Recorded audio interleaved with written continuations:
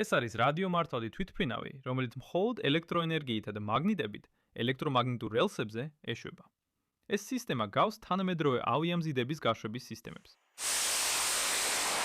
რამდენიმე წლის წინ მე ავაგე მსგავსი გამშვების სისტემა, რომელიც მხოლოდ ქაღალდის თვითმფრინავებსა და პატარა გლაიდერებს უშვებდა. და ამ ძველ გამშვებ სისტემას მუშაობისთვის რთული ელექტრონიკა სჭირდებოდა. მაგრამ მე მაქვს იდეა, რომ ეს სისტემა მთლიანად მექანიკური გავხადო, რაც იმედია უფრო მარტივსა და ძლიერს გახდის მას. ამ ვიდეოს სპონსორია KiwiCo. მანზე მოგვიანებით მოგიყვებით. კარგი, აი პირველი პროტოტიპი. ამ რელსზე 4 მაგნიტი მაქვს დამაგრებული. პირველი 2 მაგნიტი ერთნაირი პოლუსის მიმართულებით არის, ხოლო მეორე წყვილი გადაბრუნებულია, ასე რომ მათი პოლუსის მიმართულება საპირისპიროა. ასე რომ თუ მყავს რამდენიმე კოჭი მარხილზე და მივაწვდი დენს ამ კოჭებს, ეს უნდა შექმნას ელექტრომაგნიტი, რომელიც უკუაგდებს პირველ 2 მაგნიტს და მიიზიდავს მეორე წვილ მაგნიტს. მოდით დავაყენოთ ის ადგილზე და უბრალოდ ეს კოჭები რამდენიმე მავთულით პირდაპირ შევაერთოთ. ვაუ, ეს სინამდვილეში უკეთესად გაეშვა, ვიდრე ველოდი. ეხლა 2 მეტალის ზოლს დავამაგრე რელსის ორივე მხარეს და ასევე გავაკეთე ახალი სლედი ამ მეტალის ზოლებით, რომლებიც უკანა მხრიდანაა ჩამოკიდებული, იმ იმედით, რომ ისინი რელსზე არსებულ კონტაქტებს შეეხება და ენერგიას მიაწვდის კოჭებს. მოდით ნელა შევწიოთ ისინი კოჭებში და ვნახოთ, გაეშვება თუ არა. Purely mechanically timed. რაც ამ დიზაინში მომწონს არის ის, რომ ყველაფერი სუფთა მექანიკურად არის დარეგულირებული, რადგან ზოლის დებარეობა და სიგრძე შეიძლება ისე დაარეგულირო, რომ კოჭები ზუსტად საჭირო დროს ჩაირთოს და გამოირთოს სლედის დასაჩქარებლად. მაგრამ ეს საკონტაქტო ზოლები იდეალური არ არის, რადგან ისინი სრულყოფილად უნდა იყოს გასწორებული, რომ რელსზე არსებულ ზოლებთან კარგი ელექტრული კონტაქტი ჰქონდეთ. მაგრამ გონია, რომ გამოსავალი ვიცი. დარწმუნებული ვარ, თქვენგან ბევრს უთამაშია Scalextric მანქანებით, სადაც ისინი მოძრაობენ ტრასაზე, რომლის ცენტრშიც თხელი მეტალის ზოლია. ეს ზოლი ელექტროენერგიას აწვდის მანქანის შიგნით არსებულ ელექტროძრავს, ამ პატარა ჯაგრისების მეშვეობით, რომლებიც ქვედა მხარესაა მოთავსებული. ეხლა ეს ჯაგრისები ბევრად უკეთ მუშაობს, ვიდრე კონტაქტური ზოლები ჩემს გამშვებ მოწყობილობაზე, რადგან ისინი უკეთესად ერგება ტრასას და ამიტომ ვიყიდე ოფიციალური Scalextric-ის ჯაგრისების ნაკრები, რომ გამეცადათ სიგაზე. მხოლოდ ერთი პატარა პრობლემა აქვთ. მათ ვერ შეადუღებ, რადგან შედუღების თუნუქი მთელ ჯაგრიში გაიწოვება და მთლიანად მყარი ხდება. ყველაზე მარტივი გამოსავალი, რაც ვიპოვე, იყო ლითონის ზოლის გადაკეცვა, რომ საკუთარი კრიმპი გამეკეთებინა, რომელსაც შემდეგ უკვე ადულად შევადუღებდი ისე, რომ შედუღების თუნუქი უშუალოდ ჯაგრის არ შეხებოდა. და როცა ჯაგრისები ციგაზე დავამაგრე, საკმაოდ კარგად იმუშავა. I've been doing some more designing and built this. It's essentially just კიდევ მუშაობდი დიზაინზე და ეს ავაწყე. ეს ძირითადად იგივეა, რაც პირველი პროტოტიპი, მაგრამ მას 2-ჯერ მეტი მაგნიტი და 4-ჯერ მეტი კონტაქტი აქვს. მიზეზი, რატომაც მას ბევრად მეტი კონტაქტი აქვს, ისაა, რომ იგი ისეა შეერთებული, რომ თითოეული მაგნიტის წყვილის გავლისას ხვეულების პოლარობას ცვლის, რაც ქმნის ცვლად დენს, რომელიც უნდა იწვევდეს თითოეულ მაგნიტის წყვილთან მიზიდვას და განდევნას, რითაც 4 გაძლიერების წერტილი იქნება. ამ მოკლე მონაკვეთზე.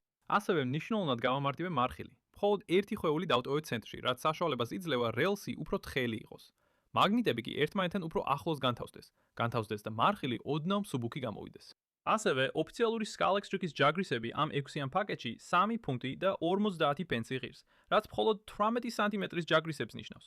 აღმოვაჩინე, რომ შემეძლო მეყიდა ეს solder-ის ფითილი, რომელიც უბრალოდ დაწნული სპილენძის ლენტაა და მხოლოდ 3 ფუნტი 40 ღირს 1.5 მეტრისთვის. ანუ თითო სანტიმეტრზე დაახლოებით 8 ჯერ იაფია. და ეს ახალი პროტოტიპი მართლაც ძალიან პერსპექტიულად გამოიყურება. ძალიან მაგარია, როცა უყურებ როგორ ანთებს ეს მოწყობილობა ნაპერწკალს რელსზე, როცა სიჩქარეს იკრებს. თუმცა შეომჩნიე რაღაც კვალი მეტალის კონტაქტებზე. ეს დიდი პრობლემა არ არის, რადგან ეს ზოლები ნიკელით არის დამზადებული, რომელსაც დნობის ტემპერატურა ბევრად უფრო მაღალი აქვს ვიდრე სპილენძის ჯაგრისებს. ამიტომ ვფიქრობ, რომ ძირითადად დნობის პროცესში მყოფი სპილენძი ილექება მათზე. მაგრამ კარგი იქნებოდა, რომ საბოლოო გამშვებ მოწყობილობაში კონტაქტები შეცვლადი იყოს.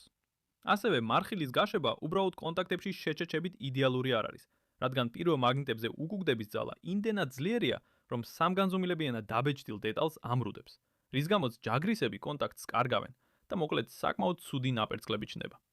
ასე რომ გაშვების დასაწყებად მაღალი სიმძლავრის ჩამთველი უნდა გავაკეთო. საბოლოო დიზაინისთვის მაგნიტის სამაგრი Formlabs-ის Form 4-ზე დავბეჭდე, რადგან ის დეტალებს ულტრაისფერის სხივით გამყარებადი ფისით ბეჭდავს. რაც უფრო მყარი უნდა იყოს, ვიდრე წინა მაგნიტის სამაგრები. და იმედია, თავიდან აიცილებს ნებისმიერ მოღუნვას, რაც ჯაგრისების კონტაქტიდან გათიშვას იწვევს. გარდა ამისა, გამჭვირვალეობა ძალიან ლამაზად გამოიყურება. შემდეგ მე სპილენძის წნული დავაპრესე, რომელიც შეიძლება მიედუღოს მთავარ ელექტროსადენებს და C-ს ფორმაში მოვხარე, რომ სამაგრებში დამემაგრებინო. ამის მიზეზი ისაა, რომ მეტალის საკონტაქტო ზოლები მარტივად ჩანაცვლებადი იყოს. ამიტომ თუ მათ კონკრეტულ კუთხეზე მოვხრით, შესაძლებელია სამაგრში ჩასმა შედუღების გარეშე, რაც ამარტივებს მათ ამოღებას და შეცვლას თუ დაზიანდებიან. შემდეგი ნაბიჯია რელსის მომზადება მისი სიგრძეზე რამდენიმე ხვრელის გაბურღვით, რაც საშუალებას მისცემს მავთულებს გაიარონ რელსში მონაცვლე პოლარობისთვის. და რელსის ორივე მხარეს დავამაგრე გრძელი სპილენძის ზოლი, რომელიც ყველა კონტაქტს მიაწვის ენერგიას. შემდეგ მაგნიტი და საკონტაქტო სამაგრი შეიძლება მიმაგრდეს და შედუხდეს. ეხლა ამ მხარეს გვაქვს დადებითი ზოლი, ხოლო უარყოფითი მავთულები ხვრელებში გადის და მეორე მხარეს არსებულ სპილენძის ზოლს უერთდება. შემდეგ თუ ერთ ზოლს კვების წყაროს მივაერთებთ, მარხილს პოზიციაში შევწევთ და მეორე ზოლსაც მივაერთებთ კვებას. მარხილი უნდა გაეშვას. რაც ბნელში ძალიან მაგრად გამოიხურება. Repeat this design another 9 more times for it. ეხლა უბრალოდ უნდა გავიმეორო ეს დიზაინი კიდევ 9-ჯერ, სულ 80 მაგნიტი და 80 კონტაქტი რომ გამოვიდეს, რათა ვნახო რამდენად სწრაფად წავა ეს მოწყობილობა. ამას დაახლოებით 6 საათი და 9 დასჭირდა და ალბათ უფრო სწრაფადაც მექნებოდა, პირდაპირ კონტაქტებზე რომ დამელედა, მაგრამ ის რომ კონტაქტები შეცვლადია, მომავალში ბევრად გაამარტივებს შეკეთებას თუ ამის საჭიროება იქნება. შემდეგ ნაწილები შეიძლება დამაგდეს რელსზე, შემდეგ დაველედო და ბოლოს მაგნიტები დავამაგრო მონაცვლეობით ჩრდილოეთ და სამხრეთ პოლუსებით. ახლა მას მხოლოდ მაღალი სიმძლავრის ჩამთველი სჭირდება, რომლითაც შესაძლებელია მარხილის გასროლის ტრიგერის როლში გამოყენება. დავიწყე ჩამთველის ბეჭდვა ჩემს Prusa XL-ზე, მისი ხელსაწყოების შეცვლის შესაძლებლობებით, რაც მაძლევს საშუალებას დავბეჭდო მოქნილი სახსრები, რადგან მინდა ამ ჩამთველს ჰქონდეს ზამბარიანი მკლავი, რომელიც შეიძლება უკან გადაიწიოს გასაშვებ მოწყობილობაში დასადვირთად. და ეს მოქნილი სახსარი იმუშავებს როგორც საკეტი, რომელიც ჩამთველს ღიად დაიჭერს, რაც ნიშნავს, რომ მხოლოდ 2 დეტალის დაბეჭდვა და რამდენიმე პატარა კომპონენტი სჭირდება დასასრულებლად. საჭიროა დიზაინის მცირე კორექტირება, რადგან ეს საკეტი საიმედოდ არ მუშაობს. ამიტომ ახალ დიზაინში ზამბარა ქვემოთ არის განთავსებული, რათა უფრო კომპაქტური იყოს. და ახლა საკეტი იდეალურად მუშაობს.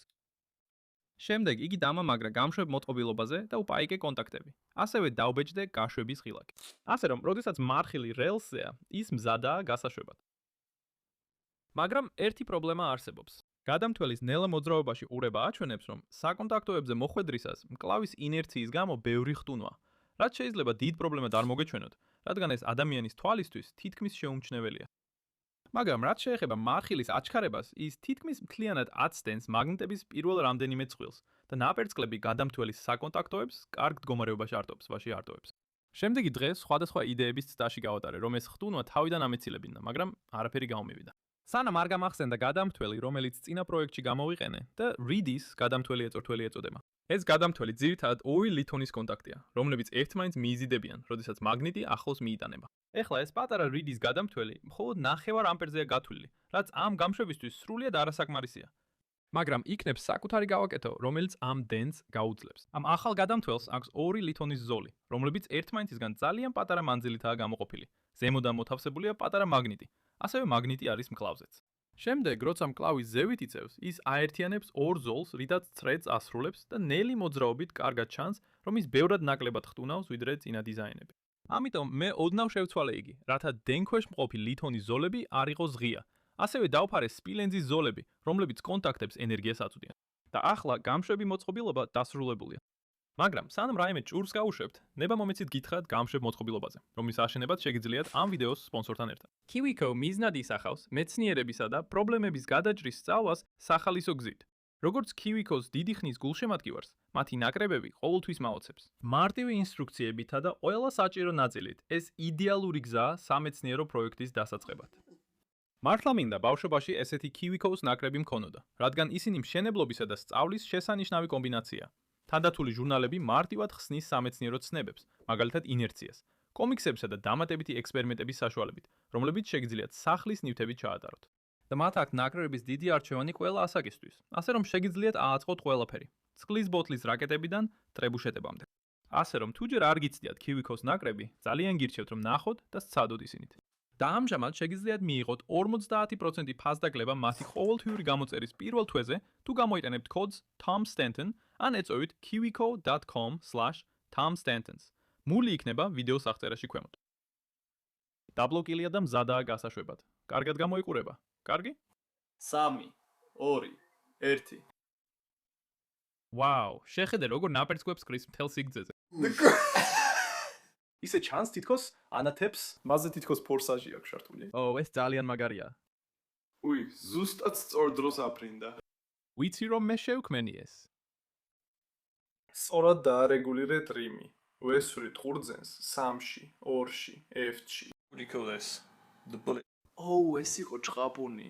translate. Load it in. ო, რა კარგი ჭყაპუნია. შესანიშნავია.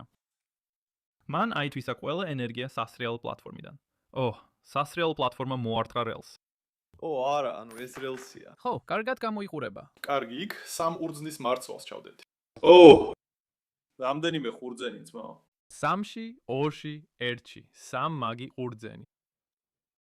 ყურძნის წვენი სულ დამესხა. ო, ერთი არ გასკდა, ერთი ზევითაა. The speed. როგორ აღმოჩნდა იქ? ო, მოიცადე. ერთი მოხდა, მხოლოდ ერთი დარჩა. ო, უკუცემა, ტალღა არ არის. დუშ! არ მჯერა რომ მართლა დავჭერი. დუშ! რასაკეთებ, ტომი? ჰოთ-დოგებს ვესრი. 2, 1. And 48 volts. And aside from the sparks getting ო, არა. it's clear the 200 ეს ჭიას გავს. კი, ჩვენ გვაქვს ამას რას დააქმედი? სწრაფმავალი მატარებლის მარხილი. სწრაფმავალი მატარებლის მარხილი. ჩატვირთე 2 F-ი. is far heavier than the 100 turn. ბოშ, რა სისტრაფით წავიდა. 2 1. However, we can use the tracking software to measure acceleration. ეხლა გამშვები შეიძლება დასრულებულია, მაგრამ ჯერ კიდევ დარჩენილია სამუშაო მარხილზე. ამიტომ მე ავაგე 4 ახალი მარხილი. თითოეულ სხვადასხვა რაოდენობის მავთულის ხვეული აქვს თითოეულ კოჭზე. 100 ხვევიდან 400 ხვევამდე, რომ ნახო, როგორ მოქმედებს ეს სიჩქარეზე. Meaning that if all sleds were equal in mass, we'd have a და სიჩქარის ზუსტად გასაზომად დაუბეჭდე ეს სამონიტორინგო მარკერი, რომელიც თითოეულ მარხილზე შეიძლება დამაგრდეს. შემდეგ, როცა ნელმოქმედ რეჟიმში გადავიღებ, შემიძლია ვიდეო მასალა ვიდეო ტრეკერის პროგრამაში შევიტანო, რომელიც გაზომავს მის სიჩქარეს რელსის სიგრძეზე. შემდეგ ეს ტესტი გავიმეორე 16 ვოლტზე, 32 ვოლტზე და 48 ვოლტზე. და გარდა იმისა, რომ ძაბვის გაზრდასთან ერთად ნაპერწკლები უფრო დიდი ხდება, აშკარაა, რომ 200 ბრუნიანი მარხილი ყოველთვის იგებს რბოლას. ეხლა თეორიულად მეტი მავთულის შემოვლება უფრო ძლიერ ელექტრომაგნიტს უნდა ქმნიდეს. მაგრამ აქ არ არის გათვალისწინებული თითოეული ხვეულის მასა, რადგან 400 ბრუნიანი ხვეული ბევრად უფრო მძიმეა, ვიდრე 100 ბრუნიანი. ასე რომ ეს არის წონასწორობა ელექტრომაგნიტის სიმტკიცესა და მარხილის მასას შორის. თუმცა, შეგვიძლია გამოვიყენოთ თვალთვალის პროგრამა აჩქარების გასაზომად და რადგან ვიცით თითოეული მარხილის მასა, შეგვიძლია ნიუტონის მოძრაობის მეორე კანონი გამოვიყენოთ. ძალა ტოლია მასის და აჩქარების ნამრავლის, რათა გამოვთვალოთ მაგნიტების მიერ წარმოქმნილი წინსვლის ძალა. ეს გვიჩვენებს, რომ 400 ბრუნიანი მარხილი ყველაზე დიდ ძალას წარმოქმნის, რაც ნიშნავს, რომ თუ ყველა მარყუჟი მასით თანაბარი იქნებოდა, გამარჯვებული აშკარა იქნებოდა. ასევე, მეტი მავთულის ბრუნი იწვევს უფრო მაღალ წინაღობას. შესაბამისად, კოჭში გამავალი დენი ნაკლებია, რაც ამცირებს დატვირთვას თხელ სპილენძის ჯაგრისებზე. როგორც 100 ბრუნიან მარხილთან, დაახლოებით 90 ამპერი დენი გადის კოჭში 48 ვოლტზე, რაც ანადგურებს ჯაგრისებს. შემდეგ მე შევცვალე მარხილი ისე, რომ ჯაგრისები შეცვლადი იყოს, რადგან ისინი ერთ ჭანჭიკზეა დამაგრებული. ამიტომ, თუ მათი შეცვლა საჭირო იქნება, უბრალოდ მოუშვებ ჭანჭიკს და ახალ ჯაგრისებს მივადუხებ. იმედი მქონდა, რომ ეს გამშვები ბევრად უფრო მაღალ სიჩქარეებს მიაღწევდა, ვიდრე ჩემი ძველი გამშვები, რადგან აქ არ არის არანაირი მგზნობიარე ელექტრონიკა, რომელიც ძაბვას ზღუდავს.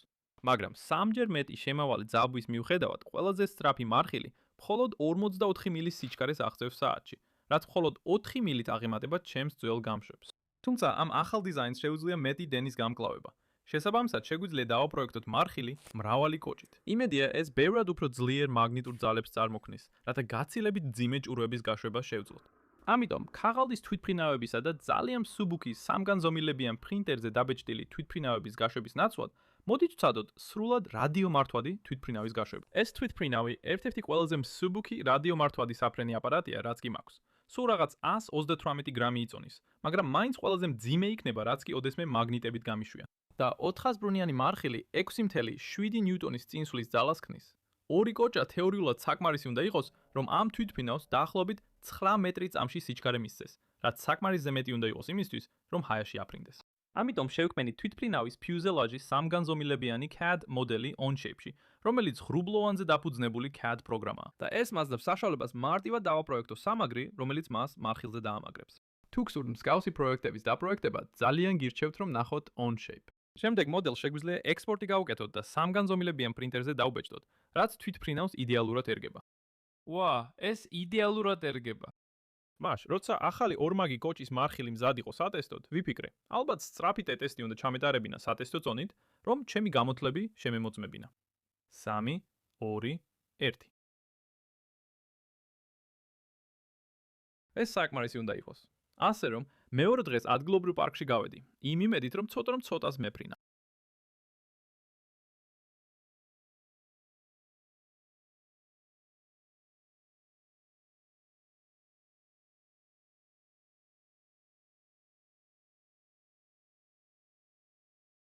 თვითმფრინავისა და მარხილის საერთო მასა 220 გრამია და 10.2 მეტრი წამში სიჩქარეს აღწევს. ანუ 22.8 მილი საათში მეათე წამში, რაც გასაოცრად უფრო სწრაფია ვიდრე ვარაუდობდი. ეს შეიძლება არ იყოს მოდელური თვითმფრინავის გაშვების ყველაზე პრაქტიკული მეთოდი, მაგრამ ჩემი აზრით ერთ-ერთი ყველაზე მაგარია. გმადლობთ ხურებისთვის.